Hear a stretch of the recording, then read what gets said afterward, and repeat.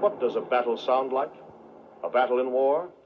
Well, of course, nowadays, a battle has all the sounds of guns and bombs and landmines and explosives of every kind. But once upon a time,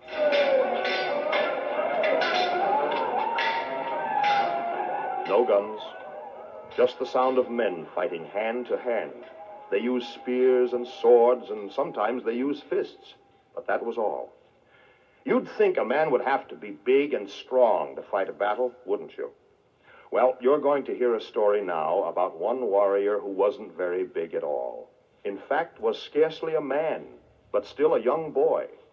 And yet, when he finally got the chance, he proved he was as good as any man.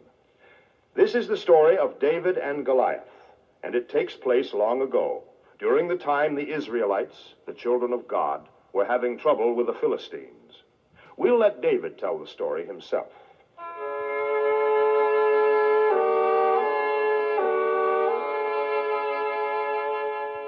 For a long time, my people, the Israelites, were at war with the Philistines.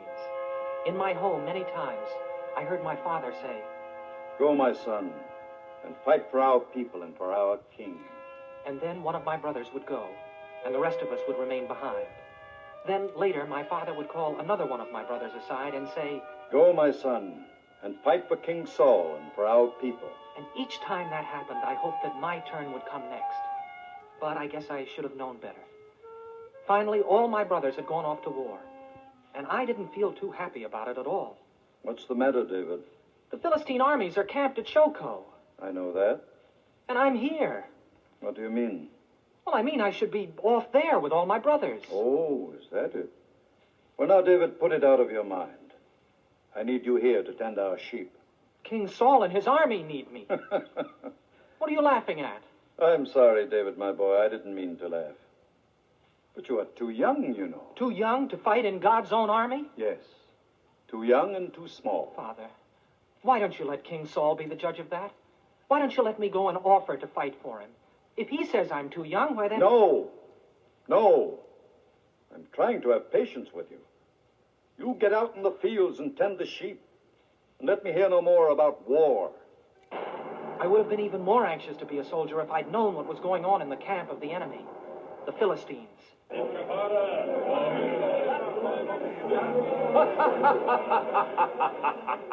What's so funny, Goliath? The Israelites, Captain. I'm glad you find the enemy funny.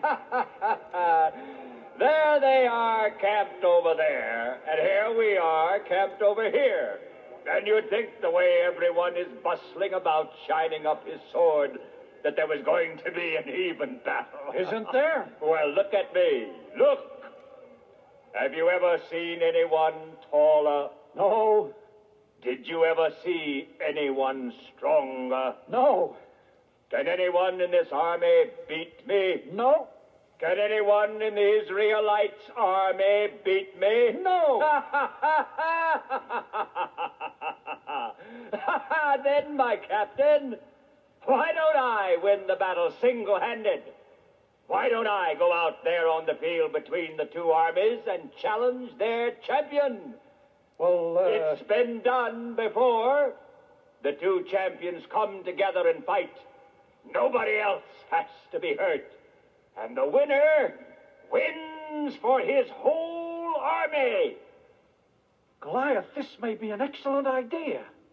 Let's go to the king with it. And a short time later in the other camp, the camp of the Israelites, my own brother Eliab was speaking with King Saul.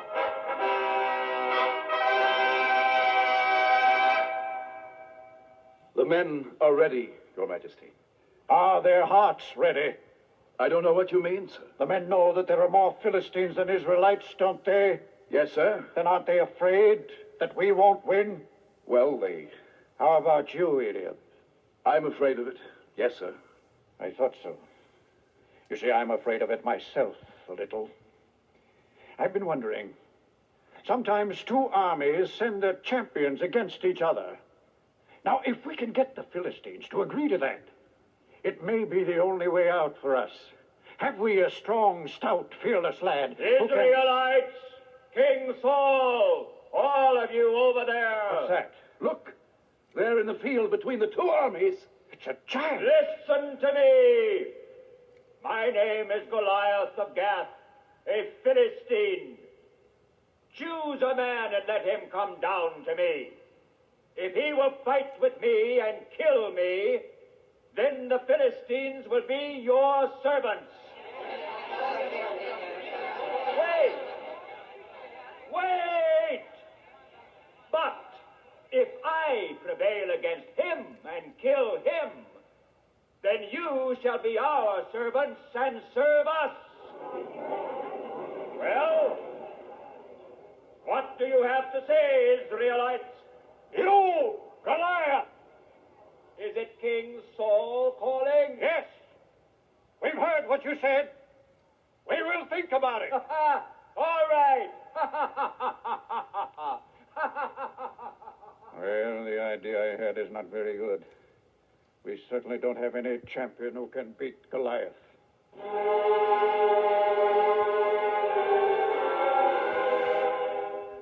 And all this time, I was tending the sheep at home. But at noontime one day, my father came to me. David, my son. Yes, Father. What are you carrying? Food. Well, here, let me take it. Well, that's a great deal more food than you and I need. Yes. You're going to get your wish. You're going to go to the camp where your brothers are. I am? Only on an errand. Take this food to them. I have here a great quantity of parched corn and 10 loaves of bread and some cheese. Will I leave right away? Yes. I'll tend the sheep while you're gone. You see, I am worried about your brothers. I'm afraid that they and their companions may be hungry. Find out how your brothers are, David. I'm anxious about them. God go with you, my son. Really, I should not have run as fast as I did, especially when I was carrying such a heavy load of food. But I was filled with the idea that at last I would see an army encampment, that I would mingle with the soldiers, that I would see my brothers. And so I hurried. And when I got to a hill overlooking the two armies,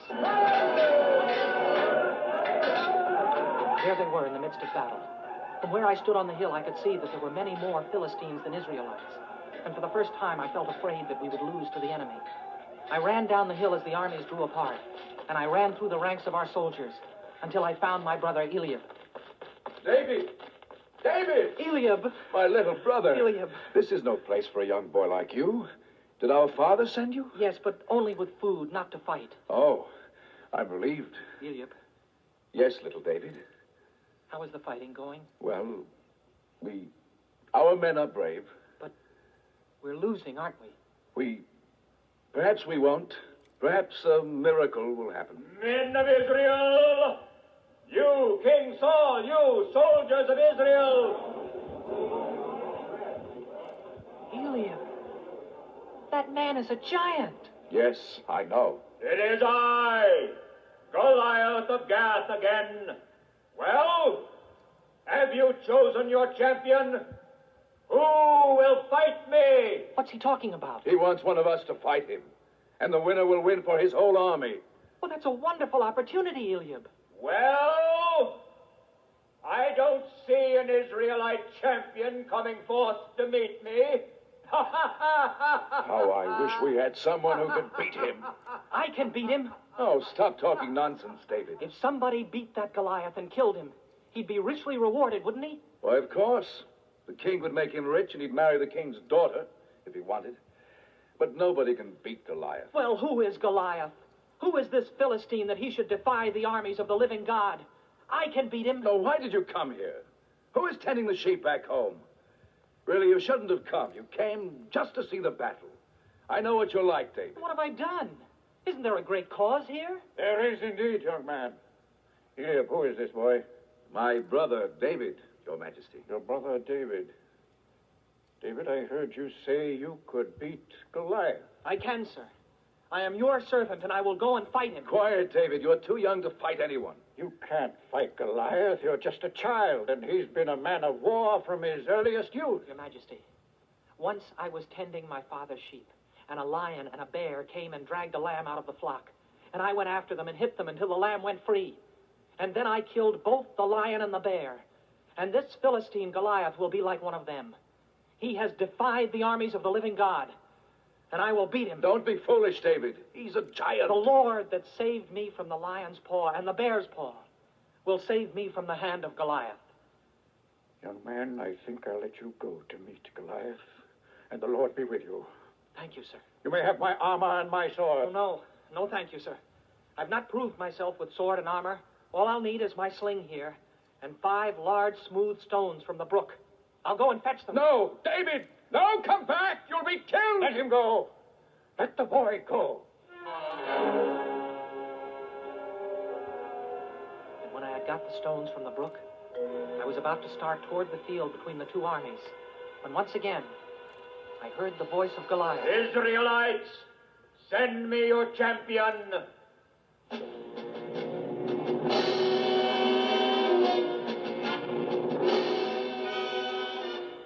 He began running toward me, and I could hear the armies on both sides shouting. And I walked quietly toward him, and as he raised his spear... Look out, David! I put one of the stones in my sling. And suddenly there was silence. And I slung the stone from my sling. Ah! He went down, but got up again, and once again raised his spear.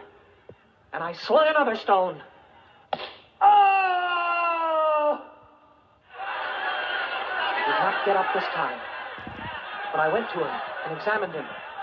I turned and I called out the good news. Goliath is dead!